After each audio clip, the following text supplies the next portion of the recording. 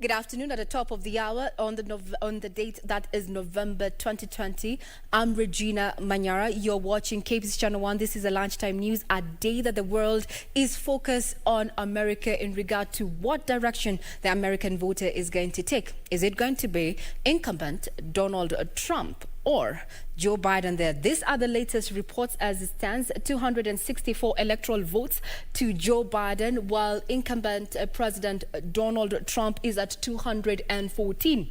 Most non-Americans have been asking themselves the question then, why the 264, why the 214? Well, America happens to be the only country in the world that uses this particular electoral system, and this is the electoral colleges system. The first time that, America wanted to overturn the system was way back in 1816, but the South still maintained this particular system. Currently, this is how it looks like, and it's a head-to-head, unlike what the polls and projections had for this particular race. This is appearing and is turning out to a neck-to-neck kind of race between the incumbent president, that is Donald Trump, and Joe Biden of the Democratic Party there. With those are the statistics currently. But now there's a question of the swing states. There's been a lot of talk as to what and who is going to clinch the 270 electoral votes that are required to be, to clinch the presidency in the U.S. elections there. And now we have a matter of the swing states. The swing states in question are Georgia there. Sorry about that. It seems the world has its mind of its own there. We have Georgia there that has 16 electoral votes, while Nevada has 6 votes. North Carolina with 15 electoral votes. Pennsylvania there, 20 electoral votes. Arizona, 11 electoral votes, and Florida, 29 electoral votes. Well, Florida already called it for President Donald Trump, the incumbent there, at 51.2%, and that was yesterday. What is still ongoing in terms of the counting, the voting process is still ongoing. We have Arizona already called for Joe Biden, their Democratic Party ticket. Then we have the question of Pennsylvania. This is something that we really need to keenly focus on, because as it looks is that incumbent Donald Trump is already seeking a legal out in regards to the counting process down in Pennsylvania. Now, questions have been asked, why have we been stagnating at 264 and 214 since morning?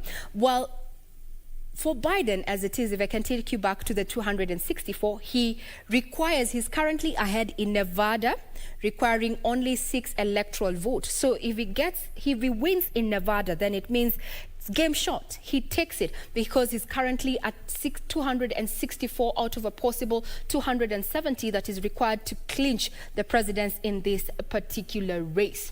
Now, we have been keenly focusing on what is happening in America with our reporters, just following that and just looking at history and what this portends, especially for not just Africa, but also the world in general. Remember, the saying is, if the United States indeed catches a cold, or rather sneezes, the rest of the world does catch a cold. We'll be giving you details in regard to that, and a reporter has been prepared now by reporter Jacqueline Wambiro gives more details into this particular story, where the U.S. President Donald Trump has mounted a legal challenge in key states of Wisconsin, Georgia, Pennsylvania, and Michigan, challenging electoral irregularities. Trump is alleging serious malpractices in the exercise that has seen Democratic candidate Joe Biden move closer to the 270 college votes required to clinch the presidency.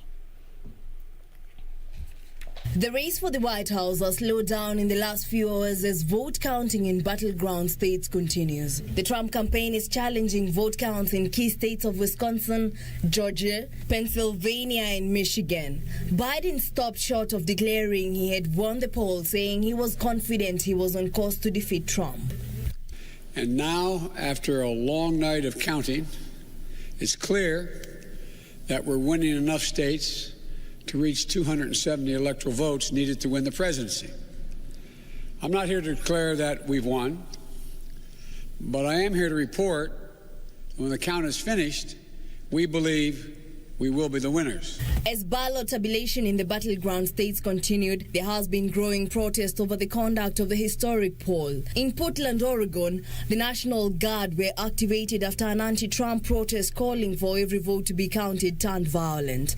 Meanwhile, in Minneapolis, police made arrests after about 200 demonstrators blocked a main road. Similar protests were also reported in New York, Philadelphia, and Chicago. In Detroit, pro-Trump supporters gathered outside a vote counting center, demanding that vote counting be stopped.